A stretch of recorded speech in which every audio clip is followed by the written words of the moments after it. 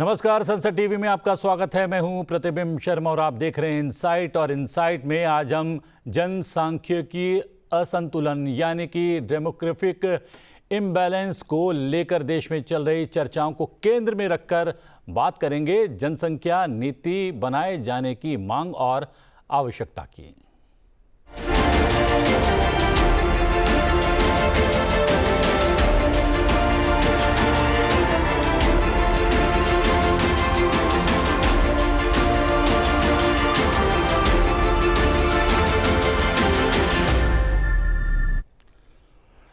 प्रधानमंत्री नरेंद्र मोदी ने गत 15 अगस्त को लाल किले की प्राचीर से देश के कई क्षेत्रों में डेमोग्राफिक इम्बैलेंस को राष्ट्र के लिए एक बड़ा खतरा बताते हुए जनसांख्यिकी मिशन की घोषणा की थी।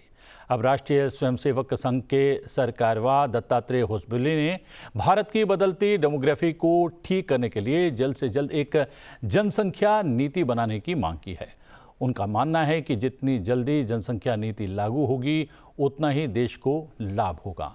प्रधानमंत्री नरेंद्र मोदी की जनसांख्यिकी मिशन यानी कि डेमोग्राफी मिशन लाने की घोषणा और दूसरी तरफ जनसंख्या नीति लागू करने की मांग के कारण और इसके पीछे की वजह को पहचानने की कोशिश करेंगे आंकड़ों के माध्यम से विशेषज्ञों के द्वारा। दो विशेषज्ञ हमारे साथ वर्चुअली जुड़े हुए हैं। Doctor S K. सिंह हैं, सर्वेक्षण अनुसंधान एवं डेटा विश्लेषण विभाग के प्रमुख, अंतर्राष्ट्रीय जनसंख्या विज्ञान संस्थान मुंबई। आपका बहुत बहुत स्वागत है।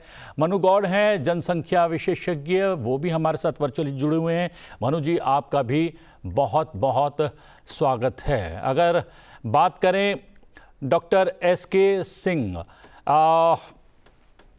क्या ये वाकई में ही कोई राजनीतिक मांग है या आपको लगता है कि ऐसा जो है देश के कुछ क्षेत्रों में हो भी रहा है और इसीलिए प्रधानमंत्री ने लाल किले की प्राचीर से डेमोग्राफी मिशन यानी कि जनसांख्यिकी मिशन लाने की घोषणा भी की थी और अब मांग की जा रही है कि जनसंख्या नीति जल्द से जल्द लागू की जानी चाहिए। आप कैसे देखते हैं इस मांग को? थैंक यू प्रतिबिंब जी। ये बिल्कुल सही बात है कि आजाद भारत में 3 बार जनसंख्या नीति लागू की जा चुकी है, लेकिन अगर तीनों बार देखें, 1952 से हमने शुरू किया, दूसरी 1976 और मोस्ट रीसेंट जो है वो 2000 की है। तो तीनों जनसंख्या नीति के लागू होने के बाद जनसंख्या की सिचुएशन में काफी चेंजेस हुए हैं। जो पॉपुलेशन चेंजेस हमारी कंट्री में हुए हैं, अभी उस चेंजेस को लोग अलग अलग नजरिए से देख रहे हैं और उसके साथ साथ हमारे न्यूअर चैलेंजेस इमर्ज हो रहे हैं। इसलिए मैं भी ये मानता हूं कि जितनी जल्दी हो सके, भले ही नेक्स्ट सेंसस 2027 में होने वाला है, लेकिन जो अवेलेबल एविडेंस हैं वो काफी है नई जनसंख्या नीति लाने के लिए। इसलिए नई जनसंख्या नीति को देश को सख्त जरूरत है। उसके वजह अलग अलग हो सकते हैं, एकेडमिशियन उसको अलग नजरिए से देख सकते हैं, पॉलिटिकल पर्संस अपनी कंट्री के, प्रोग्राम मैनेजर्स अपनी कंट्री के, अलग अलग दृष्टिकोण सबका हो सकता है। लेकिन ये कहते हुए मैं एक बात को हाईलाइट करना चाहूंगा कि जनसंख्या नीति का फ्रेमवर्क जो 1952 में था, 1976 में था और 2000 में था, उससे अलग होना चाहिए। हमारे समझ से 6 to 7 मेजर चैलेंजेस जो कंट्री इस समय फेस कर रहा है, पॉपुलेशन चेंज के चलते, पॉपुलेशन डायनेमिक्स के चलते, वो है डेमोग्राफिक डिविडेंड मैनेजमेंट। माननीय प्रधानमंत्री जी ने घोषणा किया है और उसी लक्ष्य को लेके आगे चल रहे हैं कि 2047 तक भारत को एक विकसित राष्ट्र बनाना है। उस रास्ते में सबसे इंपॉर्टेंट चीज यह है कि इंडिया के पास दुनिया का सबसे बड़ा लेबर फोर्स है, largest labour force in the world right now, और उसको हम लोग डेमोग्राफिक डिविडेंड के तौर पे देख रहे हैं। लेकिन डेमोग्राफिक डिविडेंड के बेनिफिट तभी ऑप्टिमाइज कर सकते हैं जब उसको प्रॉपरली मैनेज किया जाए। प्रॉपरली मैनेज से मेरा ताल्लुक यह है कि उनका education, skill development, job creation, nutrition and health, labour force participation and it's quality. अगर ये माइक्रो मैनेजमेंट नहीं किया जाएगा तो जो हमारी एग्जिस्टिंग डेमोग्राफिक डिविडेंड है वो एक डेमोग्राफिक बर्डन के रूप में कन्वर्ट हो जी। जाएगी। और आप जानते हैं कि हम लोग एक पॉलिटिकली हाईली सेंसिटिव कंट्री में रह रहे हैं। बहुत सारे ऐसे लोग हैं जो कि हमारे डेमोग्राफिक यूथ पॉपुलेशन का अलग अलग तरीके से यूज करना चाह रहे हैं। आपने देखा होगा रिसेंटली एक कॉन्सेप्ट आया जेन जी का, जिस पर कि अक्सर मीडिया के लोग चर्चा करते रहते हैं। तो उन सब चीजों से बचाने के लिए हमारे समझ से बहुत जरूरी है कि हम डेमोग्राफिक डिविडेंड मैनेजमेंट को स्ट्रेंथन करें। दूसरी जो बात प्राइम मिनिस्टर जी ने कहा था, जी, मैं रीजनल एक बार मनु गौड़ जी के पास जाता हूं।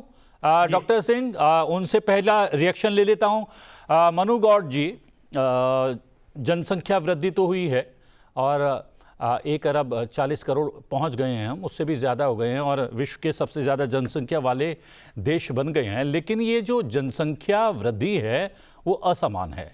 कुछ क्षेत्रों में कम हुई है और कुछ क्षेत्रों में बहुत ज़्यादा हुई है। और माना यह जा रहा है कि कुछ सीमावर्ती राज्यों में, जो कि पाकिस्तान, बांग्लादेश और अन्य देशों के बॉर्डर से जुड़े हुए हैं, उन राज्यों में बहुत ज़्यादा हुई है। और वो जनसंख्या वृद्धि यहाँ पर प्रजनन में वृद्धि की वजह से नहीं हुई है, वो कहीं ना कहीं कृत्रिम रूप से जानबूझकर उन राज्यों में, उन क्षेत्रों में जनसंख्या वृद्धि का प्रयास किया गया है जिससे असंतुलन पैदा हो। क्या ऐसे कुछ आंकड़े हैं? देखिए प्रतिबिंब जी, सबसे पहले तो मैं ये कहना चाहूंगा कि जिस डेमोग्राफिक चेंज की हम बात कर रहे हैं वो डेमोग्राफिक चेंज कई कारणों से होता है। इसमें इलीगल इमिग्रेशन भी एक कारण है। इसमें जब हमारा देश आजाद हुआ था तो हमारा जो अर्बन रूरल डिवाइड था, लगभग 85% जनसंख्या हमारी गांव में रहती थी, जो आज लगभग बराबर बराबर हो गया है। तो ऐसे फिर इंटर स्टेट माइग्रेशन है अच्छी अपॉर्चुनिटीज के लिए। उसके अलावा कुछ सोची समझी भी चीजें हैं जो सीमावर्ती क्षेत्रों के लिए, जैसे आपने बात करी। मैं उत्तराखंड राज्य से आता हूं और 2000 में ये राज्य का गठन हुआ। उसके बाद 2001 में यहाँ पर पहला सेंसस हुआ। तो उस समय अगर हम देखें तो यहाँ पर 9% के करीब मुस्लिम पॉपुलेशन थी, बाकी अलग जैन, सिख, ईसाई, हिंदूज की। लेकिन अगर हम देखेंगे 10 वर्षों में 2011 के सेंसस में वो 5% बढ़ के 14% हो गई। तो उसका रीजन क्या हुआ? उसका रीजन था कि नया स्टेट बना था, रोजगार की अपॉर्चुनिटीज ज्यादा थी, या जो बॉर्डर डिस्ट्रिक्ट्स थे उत्तर प्रदेश के, वहां से माइग्रेट होके लोग बाग इधर आए। और आज अभी 2021 का सर्वे सेंसस हुआ नहीं है, जो होना है अभी 2027 तक होगा, तब उसकी रिपोर्ट आएगी। जो एक मोटा मोटा आंकड़ा है, तो यहाँ पर अगर हम देखें तो मुस्लिम पॉपुलेशन करीबन मोर देन 15% से ज्यादा ही हर कीमत पे होने वाली है। लोग बाग तो यहाँ पे 18 to 20% कहते हैं। लेकिन ऐसा ही अगर हम देखेंगे तो पश्चिम बंगाल में है, बिहार के सीमांचल में है, असम में है। उधर अगर आप राजस्थान चले जाएंगे तो राजस्थान बॉर्डर पे जैसलमेर, बाड़मेर, जोधपुर। तो ये जो चीजें हो रही हैं, इससे उस रीजन के लोगों में बड़ा एक डर का माहौल हो गया है। समय समय पे अलग अलग आंदोलन होते हैं, मांगे उठाई जाती हैं। मेरा मानना है इसी को ध्यान में रखते हुए अभी उत्तराखंड राज्य ने एक बहुत अच्छा काम किया, क्योंकि यहाँ पे जब मुस्लिम पॉपुलेशन बढ़ी तो उन्होंने कहा कि भाई यहाँ के मदरसे जो हैं उनको हम फॉर्मल एजुकेशन में लेकर आएंगे। और यहाँ के मदरसा बोर्ड को भंग कर दिया गया, और जिससे कि जो पॉपुलेशन आई है माइग्रेट होके, वो भी डॉक्टर, इंजीनियर, आईएएस, आईपीएस बन सके, वो भी एक राष्ट्र निर्माण की मुख्य धारा में आ सके। तो मेरा ये मानना है, वर्ष 2019 में भी लाल किले की प्राचीर से प्रधानमंत्री जी ने जनसंख्या नियंत्रण के विषय में बोला था। उसके बाद आप देखें 3 वर्ष पहले बजट सत्र में संसद में फाइनेंस मिनिस्टर ने घोषणा की थी एक high power demographic population issues के लिए एक हाई पावर कमेटी गठित करने की, जो अब तक नहीं हुई। और उसके बाद देखें तो प्रधानमंत्री जी ने 2025 में भी बोला। तो 6 वर्ष बीत चुके हैं, 6-7 वर्ष। अब कुछ करने का समय है। वास्तव में इस देश को एक उचित और एक वृद्ध स्तर पर डेमोग्राफिक चेंज को लेकर एक अच्छी पॉपुलेशन पॉलिसी आनी चाहिए, जिसमें सारा पैरामीटर्स सबको एड्रेस करने की जरूरत है। डॉक्टर सिंह, यहाँ पर उत्तराखंड की बात कर रहे हैं गौड़ साहब, और वहाँ पर हमने देखा, और जब जो जनसंख्या असंतुलन होता है तो बहुत सारी परेशानियां जो हैं खड़ी हो जाती हैं। उसमें से जो है सांप्रदायिक तनाव बढ़ना, स्थानीय बनाव, बाहरी का संघर्ष पैदा होना और अलगाववादी आंदोलनों को बल मिलता है, ये माना जाता है। और ऐसा हम जो है कहीं ना कहीं उत्तराखंड में देख रहे हैं। बहुत सारे पर्वतीय क्षेत्रों में उन लोगों का जिनकी जनसंख्या वहाँ पर बेतहाशा बढ़ी है पिछले कुछ वर्षों में, उनके खिलाफ एक अलगाव की जो है मानसिकता पैदा हो गई है। क्या ये बात सही है? अगर ऐसा होता है तो ये सारी परेशानियां खड़ी हो जाती हैं। जी, बिल्कुल सही बात आपने कहा। अगर एक उत्तराखंड के विषय में हम लोग चर्चा कर रहे हैं, लेकिन अगर पूरे नेशन के 750 डिस्ट्रिक्ट्स को अगर देखा जाए तो 5 ऐसे स्टेट्स हैं अपनी कंट्री में, starting with Assam, west Bengal, Tripura, Seemanchal area of Bihar, and one corner bordering of west Bengal, about 5 districts of Jharkhand. All together हमने देखा है 21 डिस्ट्रिक्ट्स ऐसे हैं अपनी कंट्री में जहां में डेमोग्राफिक शिफ्ट हो गया है, वहां की डेमोग्राफी चेंज हो गई है। लेकिन उसके इम्प्लीकेशंस बड़े अलग अलग हैं। जो हमने 5 पॉइंट्स की आपसे बात किया, जिसमें पहली राउंड में हमने केवल डेमोग्राफिक डिविडेंड मैनेजमेंट की बात किया, हमारा जो दूसरा प्रमुख मुद्दा है regional imbalances and inter state demographic disparities. जो हमारा तीसरा मुद्दा है जिस पे अभी गौड़ साहब बात कर रहे थे, अर्बनाइजेशन एंड माइग्रेशन प्रोसेस। जब हम माइग्रेशन प्रोसेस की बात कर रहे हैं तो इंटर स्टेट माइग्रेशन तो अपनी कंट्री में हो रहा है because of unequal distribution of opportunities. लेकिन जो क्रॉस बॉर्डर माइग्रेशन है, अनडॉक्यूमेंटेड माइग्रेशन है, वो एक बड़ी समस्या है। हम में से किसी के पास उसका प्रिसाइज एस्टिमेट्स नहीं है, लेकिन समवेयर अराउंड 250 मिलियन से लेकर के अराउंड 340 मिलियन के बीच जो क्रॉस बॉर्डर माइग्रेशन अपनी कंट्री में अनडॉक्यूमेंटेड हुआ। अब उसमें से बहुत सारे लोगों ने अपने इंडियन पॉलिटिशियन, पॉलिटिकल पार्टीज के सपोर्ट से आधार कार्ड, राशन कार्ड बनवा लिया, इवन वोटर आईडी भी बनवा लिया। वो एक दूसरे चैलेंज है। आप देख रहे हैं नेशनल लेवल पे अभी अभी अपने इलेक्शन कमीशन ने 12 स्टेट में एसआईआर की बात किया। इवन बिहार जहां इलेक्शन इस समय प्रोसेस चल रहा है, वहां पर एसआईआर को लेकर के काफी, लेकिन ये सब चीजें डायरेक्टली पॉपुलेशन पॉलिसी से एड्रेस करना थोड़ा कठिन होगा।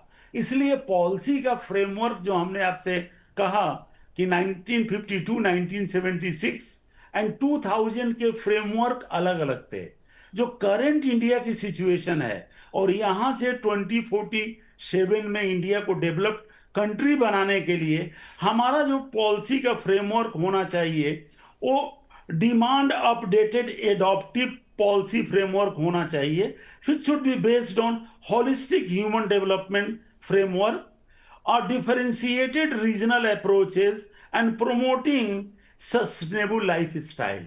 ये 3 चीजें हमारी पिलर होनी चाहिए जिससे कि हम जेंडर एंड हेल्थ डायमेंशन को भी एड्रेस कर सकें, पॉपुलेशन एजिंग को एड्रेस कर सकें, increasing burden of person with disabilities.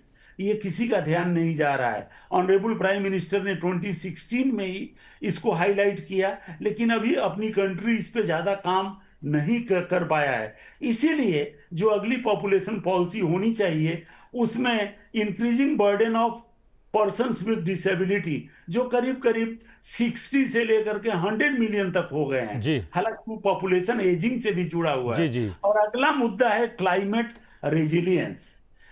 Okay, undocumented migration, घुसपैठिए, वो तो एक बड़ा मुद्दा है, लेकिन पॉपुलेशन पॉलिसी, हमें डाउट है कि इस फ्रेमवर्क में, जिस फ्रेम की हम बात कर रहे हैं, उसमें उसको एड्रेस करने की ज्यादा गुंजाइश होगी। जी उसके लिए गौड़ साहब, मैं गौड़ साहब से पूछ लूँ। गौड़ साहब, ये एक तरफ मांग की जा रही है नई जनसंख्या नीति जल्द से जल्द लागू किए जाने की, दूसरी तरफ प्रधानमंत्री ने जनसांख्यिकी मिशन की बात की थी।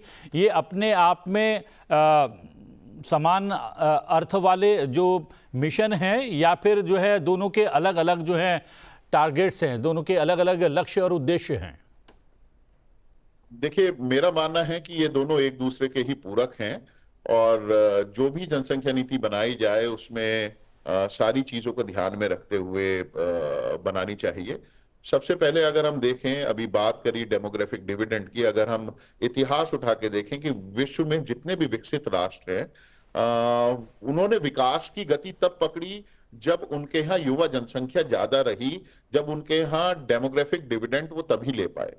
अगर हम डेमोग्राफिक डिविडेंड क्या है, डेमोग्राफिक डिविडेंड ये है कि अगर हम एक कंपनी के तौर पे इसे देखें, कि कोई भी कंपनी डिविडेंड कब देती है? जब वो मुनाफा करेगी, जब वो कारोबार करेगी, अच्छा कारोबार करेगी, अच्छी मेहनत करेगी, आमदनी होगी, तो उसके शेयर होल्डर्स को डिविडेंड मिलेगा। अब हम आज हमारी यूथ पॉपुलेशन ज्यादा है और उस पर हम डेमोग्राफिक डिविडेंड की, भारत की प्रगति की बात कर रहे हैं, लेकिन आज अपने देश में कितने करोड़ लोगों को अनाज मुफ्त में देना पड़ रहा है। आज हमें लोगों मैं इससे इतर बात करता हूं गौड़ साहब, इससे इतर बात करता हूं, जिसका जिक्र आपने उत्तराखंड का उदाहरण देकर समझाने का प्रयास भी किया था, कि सवाल तो ये उठ रहा है कि भूमि पुत्रों को जो हक मिलना चाहिए, जो अधिकार मिलना चाहिए, वो बाहर से आने वाले घुसपैठी उन अधिकारों पर कब्जा जमाने की कोशिश कर रहे हैं, उसका प्रयास कर रहे हैं। और सबसे बड़ी बात यह है कि उनको राजनीतिक परिचय दिया जा रहा है। इससे जो है ना केवल भूमि पुत्रों के अधिकार जो है वो खतरे में पड़ रहे हैं, साथ ही साथ देश की सुरक्षा भी खतरे में पड़ रही है। यह सवाल उठ रहा है। देखिए, इसमें सबसे बड़ी बात है वोट बैंक की राजनीति। वोटों के लिए अभी एसआईआर हुआ बिहार में, मैं अगर उत्तराखंड की बात करूं तो उत्तराखंड में जितनी माइग्रेटेड पॉपुलेशन है जो 2000 के बाद आई है, उनके वोट्स यहां पर भी बने हुए हैं और उनके वोट सबके एडजॉइनिंग डिस्ट्रिक्ट में उत्तर प्रदेश में भी बने हुए हैं। वो दोनों जगह चुनाव में जाके वोट करते हैं। अब क्या ये हमारा भारतीय संविधान इस चीज को अलाउ करता है? लेकिन राजनीतिक लोगों के लिए, जिनके लिए एक विशेष वर्ग जो है वो वोट बैंक की राजनीति के लिए एक उनका वोट बैंक है, तो उन्हें ये चीज पसंद आती है, वो खुलेआम बोलते हैं। तो मेन चीज देहरादून शहर, अगर हम देहरादून शहर की बात करें तो राज्य निर्माण से पहले देहरादून शहर कितना खूबसूरत शहरों में देश की गिनती होती थी। आज आप देखेंगे जितने नाले खाले हैं वहां पे सब माइग्रेटेड पॉपुलेशन आके बस चुकी है। अंग्रेजों के बसाए हुए किसी भी शहर में आज तक पहाड़ में आपदाएं नहीं आई हैं, कहीं पे भी बड़े सोच विचार के बसाए गए। और अब जो अनप्लैन्ड बसियत हो रही है उसके कारण से आप देखिए धराली जैसी और कैसे कैसी आपदाएं वो हमें झेलनी पड़ रही हैं। तो इस चीज की का इम्पैक्ट डेमोग्राफिक चेंज का हर परिस्थिति में हर व्यक्ति को पड़ता है।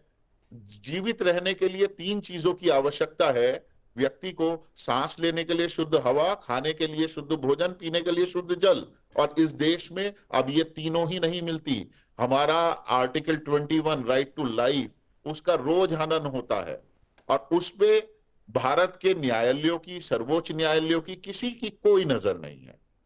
तो इन सारी चीजों को देखते हुए हम बेरोजगारी की बात करते हैं। क्यों? क्योंकि सबको सरकारी नौकरियां चाहिए। आबादी को कंट्रोल करने की बात कोई नहीं करता। हम अच्छी शिक्षा की बात करते हैं। आप देखिए, आज मैं एक बयान सुन रहा था, एक मौलाना बोल रहे थे कि सब लोग शिक्षित हो जाएंगे तो जनसंख्या अपने आप नियंत्रित हो जाएगी। अगर हम 1901 को देखें तो 1901 में सेक्स रेशो हमारा 972 था। 1000 पुरुषों पे 972 महिलाएं थी। और 2011 के सेंसस में जब हम पढ़ लिख लिए, साक्षर हो गए, 943 हो गए घट के। तो इन चीजों को भी एड्रेस करने की जरूरत है। शिक्षित होना जरूरी है, सिर्फ साक्षर होने से काम नहीं चलता। शिक्षित होने से भी ज़्यादा जो है जो वोट बैंक की राजनीति है डॉक्टर सिंह, वो घातक सिद्ध हो रही है। हो सकता है आप सत्ता में आ जाए, लेकिन जब देश बचेगा, राष्ट्र बचेगा, तभी तो आप सत्ता पर काबिज होंगे या फिर शासन कर पाएंगे। सबसे बड़ी दिक्कत तो यही है कि एक खुफिया रिपोर्ट भी है, केवल जो है सत्ता पक्ष और विपक्ष की बात नहीं है, अपनी अपनी डिमांड्स नहीं कर रहे हैं, लेकिन जो है इंटेलिजेंस रिपोर्ट भी ये है कि पाकिस्तान की खुफिया एजेंसी आईएसआई जो हमारे सीमावर्ती राज्य हैं वहाँ पर एक ग्रीन बेल्ट तैयार कर रहा है। जो हम देख रहे हैं कुछ तोड़क कार्रवाई उत्तर प्रदेश में चल रही है, वो ग्रीन बेल्ट जो कृत्रिम रूप से तैयार की गई है एक षड्यंत्र के तहत, वहाँ पर वो तोड़क कार्रवाई शुरू भी हुई है। वो एक खतरा है पूरे देश के लिए। क्या ये बात जो है सत्ता पक्ष और विपक्ष को छोड़कर देश को जो है अपने मध्य में रखकर अगर सोची जाए तो कितनी महत्वपूर्ण है ये बात? जी, आपने बिल्कुल जेन्युइन बात कहा है। अनफॉर्चुनेटली हमारी कंट्री में कुछ ऐसे पॉलिटिशियंस का उदय हो गया है जो ये नहीं सोच पा रहे हैं। जनता पूरी बात समझती है, इवन कम पढ़ा लिखा आदमी भी ये बात समझता है कि इसके डेंजर्स क्या क्या हैं, लेकिन इसके बावजूद भी अपने को सत्ता में वापस पाने के लिए वो किसी भी हद तक डिस्कशन के लिए जा सकते हैं। और यही कारण है कि जो हमने रोहिंग्या और बांग्लादेशी इलीगल माइग्रेंट्स जो ओरिजिनली कंसंट्रेटेड थे 5 स्टेट्स में, आज बढ़ के करीब 11 स्टेट्स में हो गए हैं। और जो 21 डिस्ट्रिक्ट्स की हमने बात किया, मैं नाम लेना पसंद नहीं करूंगा, एथिकली वो करेक्ट नहीं होगा। वो इस समय करीब करीब 50 के आसपास डिस्ट्रिक्ट्स ऐसे हो गए हैं जहां पर पॉलिटिकल वॉलेटिलिटी क्रिएट करने की स्थिति में हैं, पॉलिटिकल अनरेस्ट क्रिएट करने की स्थिति में हैं, चाहे वो सीए और एनआरसी का मामला हो या पिछले साल वक्त कानून के पास होने के बाद की सिचुएशन हो, वो चीजें हैं। लेकिन आप जिस टॉपिक पे हम लोग मूल रूप से डिस्कशन कर रहे हैं, न्यू पॉपुलेशन पॉलिसी, उसका क्रक्स होना चाहिए मेरे as a academician national population human capacity commission. Human capacity commission, जब तक हम इसको एक कमीशन बना करके और इंटर मिनिस्ट्रियल लिंकेजेस नहीं डेवलप करते, चाहे वो हेल्थ हो, एजुकेशन हो, अर्बन डेवलपमेंट हो, या लेबर मिनिस्ट्री हो, या social justice and empowerment ministry हो, ये 6-7 जो की मिनिस्ट्रीज हैं जो पॉपुलेशन से डील करती हैं, या जो इवन वास मिनिस्ट्री जो क्लाइमेट रिजिलियंस के लिए ध्यान रखते हैं, तब तक हमारे पास 2047 तक डेवलप्ड कंट्री बनने में बहुत सारे ऑब्स्टेकल दिख रहे हैं। जी, एक क्योंकि समय समाप्त हो रहा है, एक टिप्पणी आप दोनों से चाहूंगा।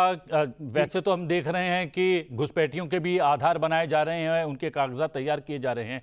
अगर आधार को, क्योंकि बहुत सारे देश ऐसे हैं जहां पर आपकी जो है नागरिकता का प्रमाण के लिए एक जो है विशेष आइडेंटिटी कार्ड बनाया जाता है, क्या आधार पर सख्ती बरत कर थोड़ा सा उसको एक जो है नेशनलिटी का एक कार्ड, एक सिंबल बना दिया जाए तो क्या कुछ बदलाव आ सकता है या कुछ ऐसी दूसरी पहल की जाए?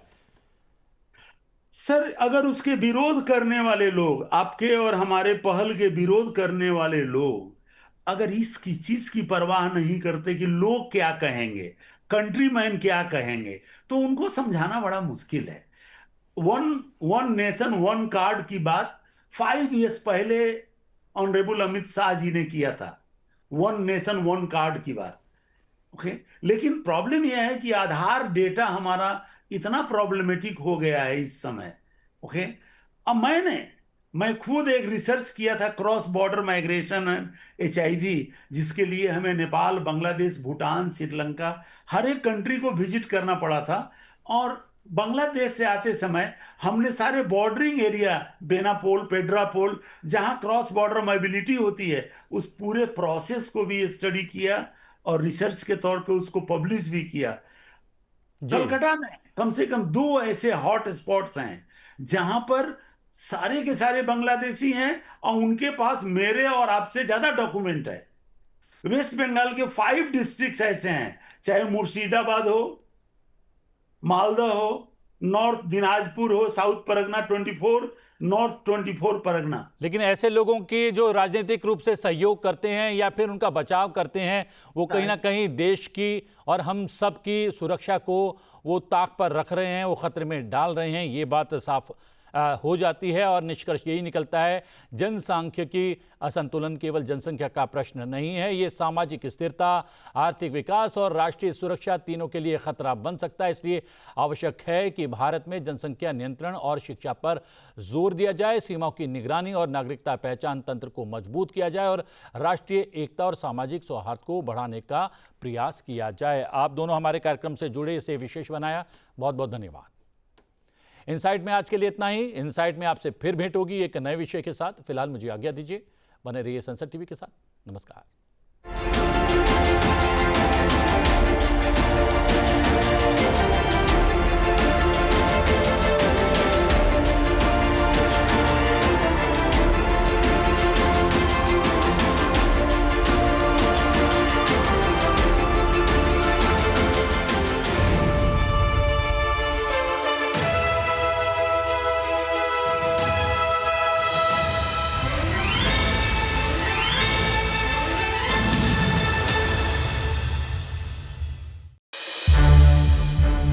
संसद टीवी के और भी प्रोग्राम्स देखने के लिए सब्सक्राइब करें हमारा YouTube चैनल और हाँ, इन्हें लाइक और शेयर करना ना भूलें।